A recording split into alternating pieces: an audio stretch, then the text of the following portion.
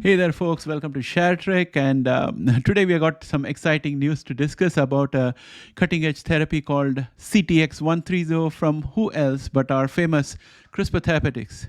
As you know, CRISPR Therapeutics has a broad pipeline of potential game changers, and CTX130 is one of their wholly owned therapies that's been making kind of waves in the world of genomics and clinical trials in its own way, even though our focus has been more on exascel because that's what is coming into monetization very soon.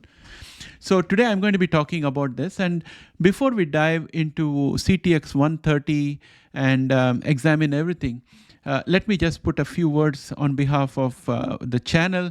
I'm being a little selfish out here, so please pardon me. And especially if you're watching a video in this channel for the first time, please pardon me for this.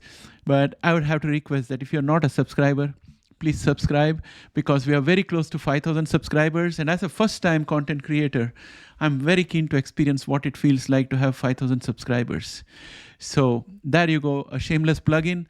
But I'm sure you're here for the first time. You'll definitely enjoy the content that I have in the video today. And yeah, with that said, let's get started.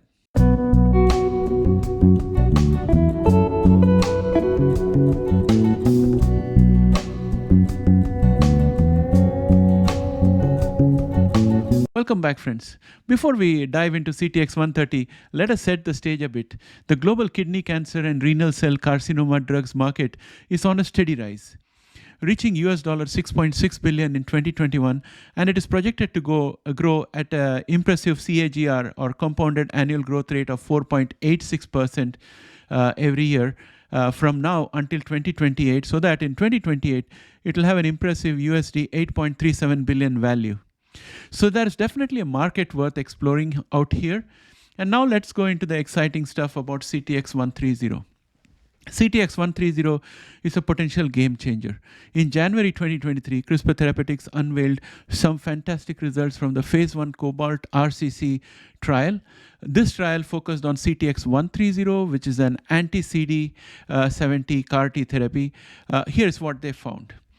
At dose level 3, which they call as DL3 and above, CTX130 achieved a remarkable 70% overall response rate, or ORR, and a 30% complete response rate, or CR. And this is in the peripheral T-cell lymphoma and cutaneous T-cell lymphoma areas. What's even more impressive is that this translated to a clinical benefit for a whopping 90% of patients treated with CTX130. And here's the kicker. CTX130 was well tolerated across all dose levels, and that's incredibly promising. Now let's compare these numbers with the current standard of care therapies for renal cell carcinoma, or RCC. Sutent, SUTENT, which was approved by FDA back in 2006, has an ORR of just 31%. Another drug, which is called Votrient, approved in 2009 for previously untreated patients, also had an ORR of around 30%. It's worth noting that the patent for Sutent has already expired, and generics are now available for it, while the Votrient patent will expire at the end of October 2023. What this means is that for patients, they are going to have low-cost generics available for them as alternatives. Unfortunately, I couldn't find data on the stable disease, or SD, and disease control rate for Sutent and Votrient, so I cannot compare them with how CTX130 performed on those two parameters.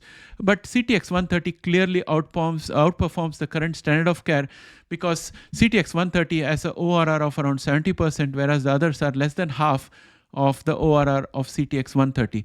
This is backed by the fact that in September 2022, the FDA awarded CTX130 the RMAT, or Regenerative Advanced Medicine Therapy designation.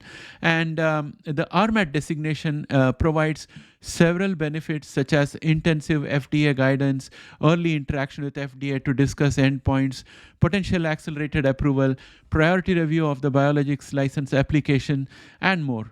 This is a big deal and shows that FDA's support for CTX130 is pretty strong, and that's a huge vote of confidence in my books.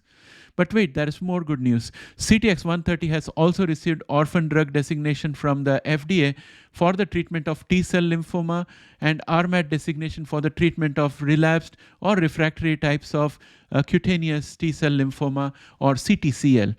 These designations also provide crucial incentives for the therapy's development and approval. Now let's talk about how CTX130 works, which is very important. This therapy is incredibly precise. In clear cell RCC, a protein called CD70 is often found on the surface of cancer cells.